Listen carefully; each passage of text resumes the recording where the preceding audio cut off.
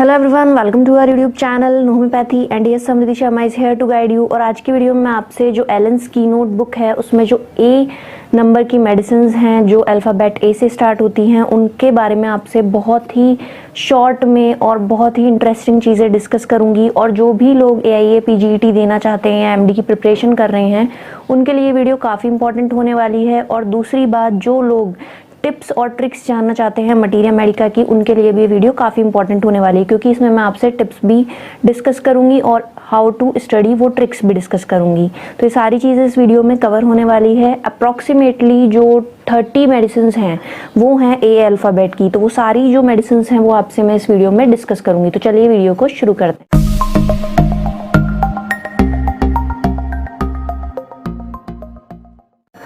सो जो first medicine है Allen's की नोट की, that is abrotanum. And abrotanum is a very good medicine for the marasmus specially of the lower extremities.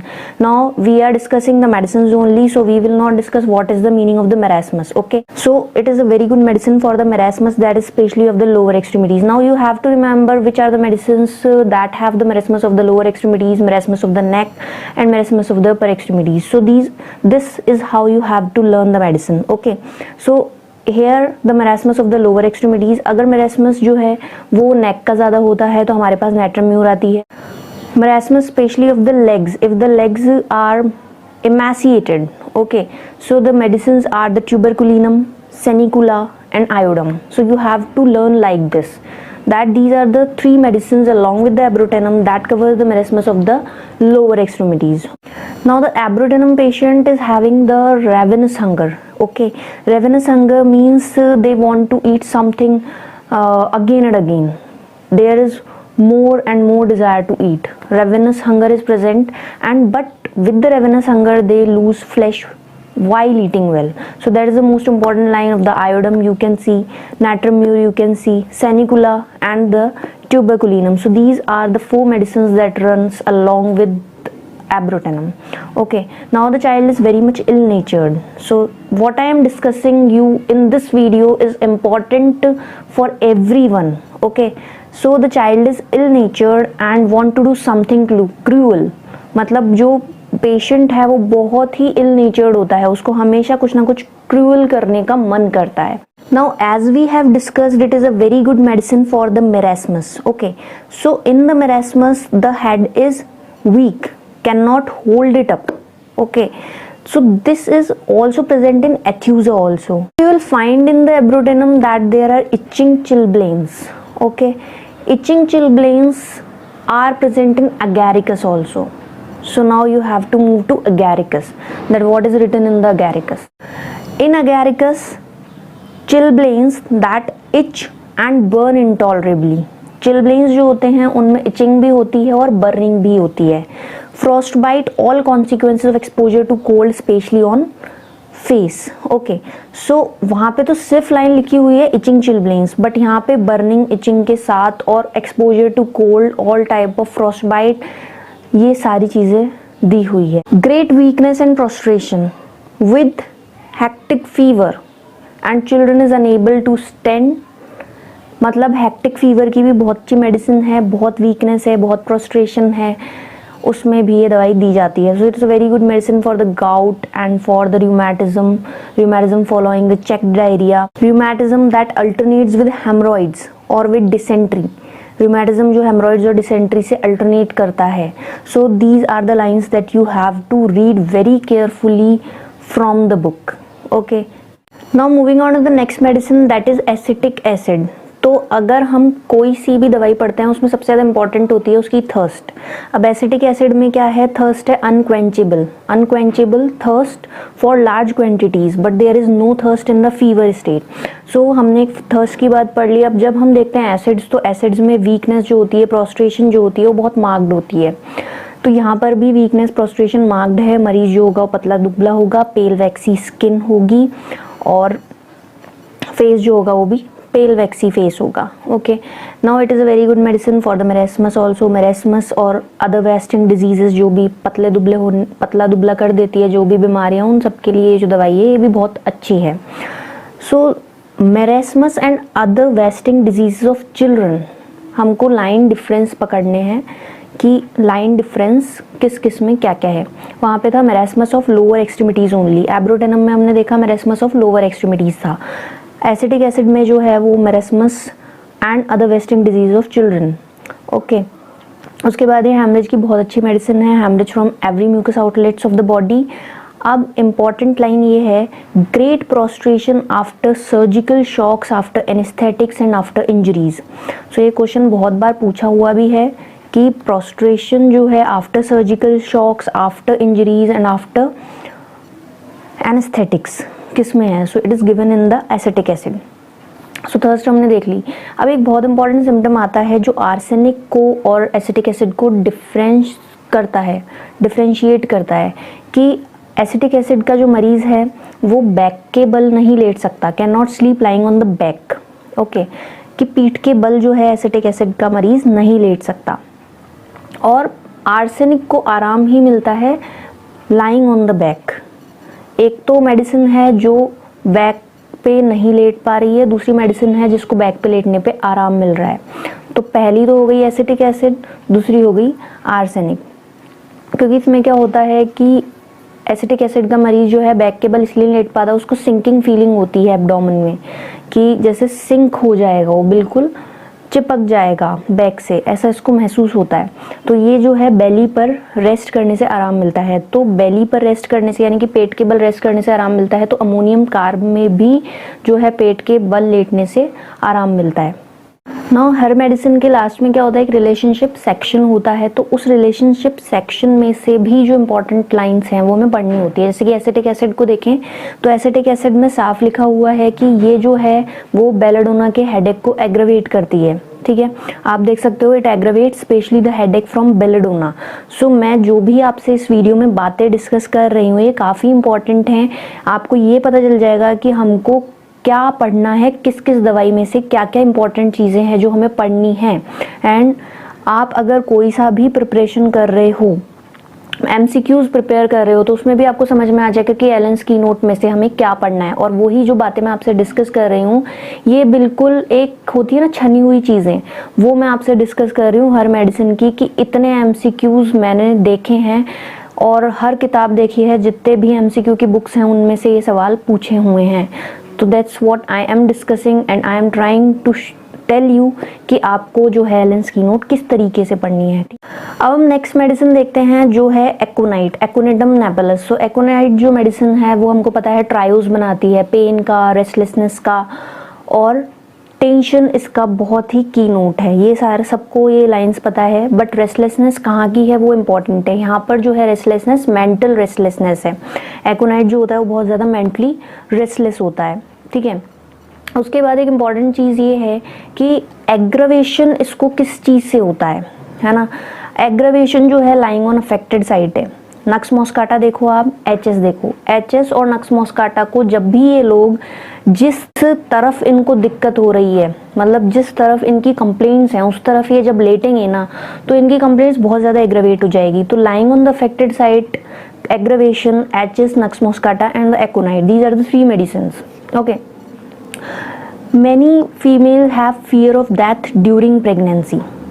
Okay, there is fear of death during pregnancy, so aconite is one of the medicines that is indicated for the fear of death, and fear are the most marked symptom of the aconite. Okay, अब इसमें जो pen होते हैं वो किस तरीके के होते हैं, तो ये भी बहुत इंपॉर्टेंट चीज़ है। पेन जो हैं वो इनटॉलरेबल हैं, मतलब वो जो है बिल्कुल उनको टॉलरेट नहीं कर पाता मरीज़, and they drive him crazy, पागल साक हो जाता है, इतना भयंकर इनको पेन होता है। और ऑल नाइट रेस्टलेसनेस, पूरी रात इनको रेस्टलेसनेस महसूस होती है, मतलब ये इधर से उधर घूमते रहेंगे और वॉक करते रहेंगे, रेस्टलेस बहुत ज़्यादा है एकोनाइट में। ठीक है, उसके बाद जो इसके कंप्लेंट्स हैं वो ड्राई कोल्ड एयर से आ रही हैं, ड्राई नॉर्थ वेस्ट विंड से आ रही हैं, या फिर बहुत ठंडी हवा, खाली पसीने आ रहे थे, ठंडी हवा खाली।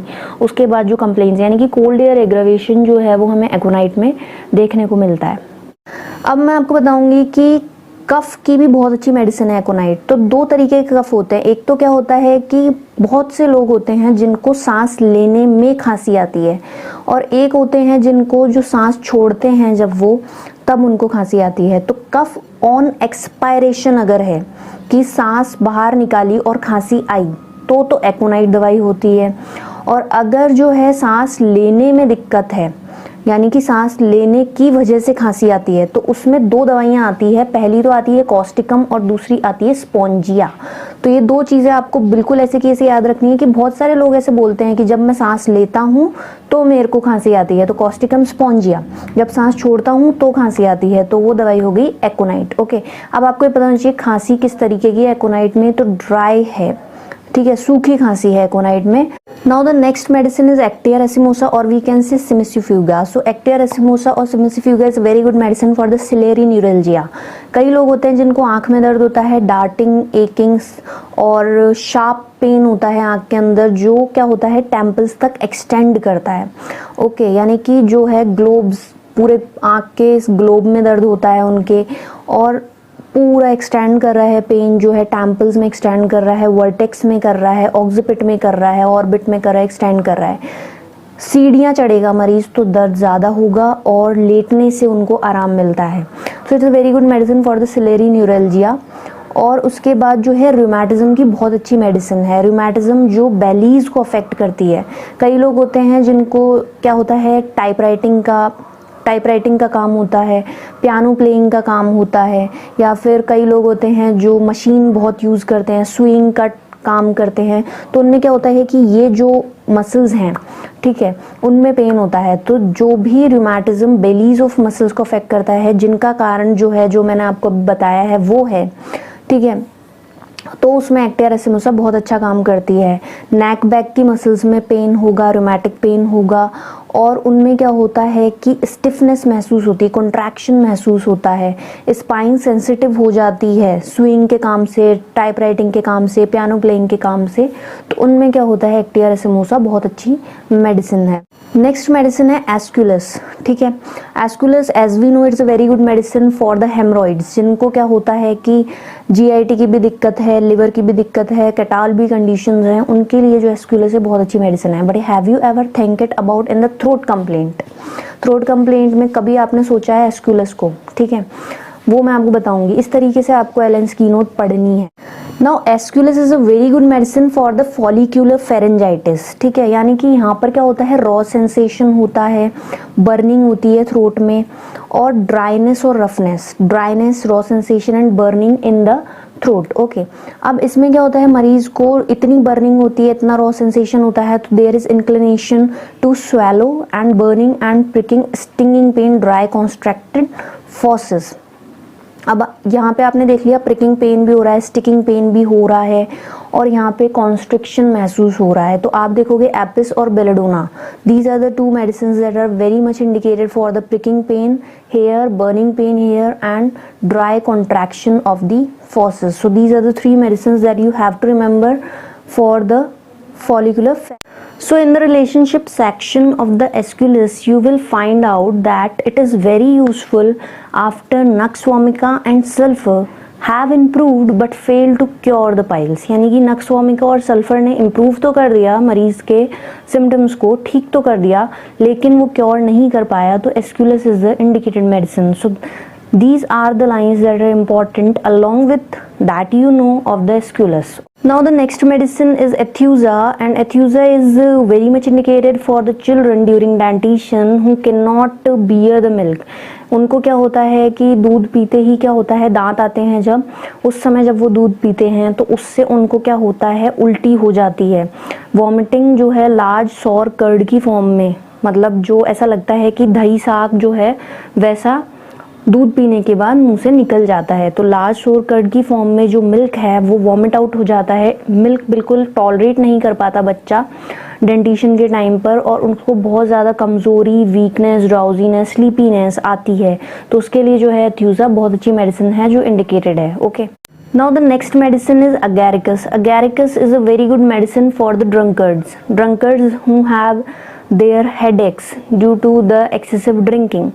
ओके, तो उनके लिए जो अगैरिकस है बहुत अच्छी दवाई है। इसमें 3 दवाइयाँ और आती है साथ में, that is nux vomica, ranunculus and the lobelia. So these are the 4 medicines that are indicated for the drunkards with their headache due to the excessive drinking. Okay, Now in the agaricus the complaints occur diagonally, upper left and the lower right. Okay, diagonally complaint occur करती हैं कि upper left होगा, नीचे lower right involve होगा. तो आपको अब ये दवाइयाँ पढ़नी है जिनमें इसका अपोजिट हो, that is upper right and the lower left. तो उसमें दवाइयाँ आती हैं एम्ब्राग्लीसिया, ब्रोमियम, मैडोरिनम, phosphorus and sulfuric acid. So this is how you have to read that in agaricus the upper left and the lower right is involved, and what are the medicines in which upper right and lower left is involved. Now in agaricus the spine is very much sensitive. Okay, as we see in the Nux vomica the spine is sensitive. In agaricus the spine is also sensitive. Every motion or every turn of the body causes pain in the spine and single vertebra is sensitive to touch. Okay, now as you know that is a very good medicine for the chilblains, itching chilblains, frostbite. So with the having the sensation as if eyes touched or pricked by the needles of eyes. Okay, so all these symptoms are covered by the agaricus. So guys, these are about the 7 medicines of the A section, or we can say of the A alphabets.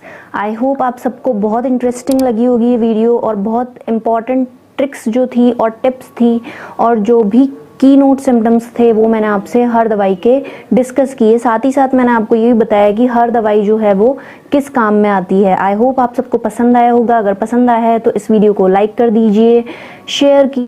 तो इसके आगे की जो medicines हैं वो मैं आपसे आने वाली वीडियोस में डिस्कस करूंगी. मुझे उम्मीद है आप सबको ये वीडियो पसंद आई होगी. तो इस वीडियो को फटाफट से लाइक कर दीजिए.